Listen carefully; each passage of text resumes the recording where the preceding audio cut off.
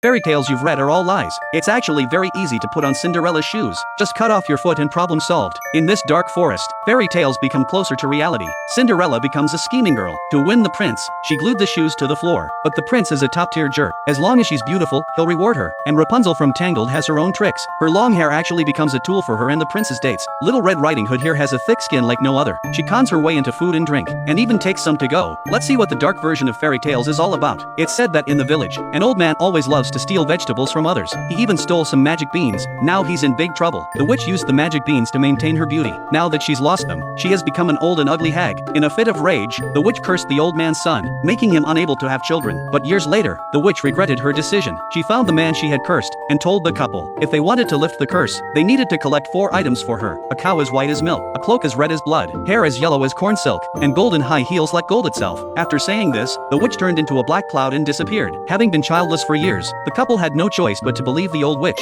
They prepared to set off into the dark forest to find these items. Then they remembered Little Red Riding Hood, who had come in the morning to mooch food and drink. Her cloak perfectly matched the requirements. Before leaving, the man also took the magic beans left by his father. But he didn't know these beans would bring them trouble. They had just entered the forest when they ran into Little Red Riding Hood. The man tried to snatch her cloak, but Little Red Riding Hood screamed out loud.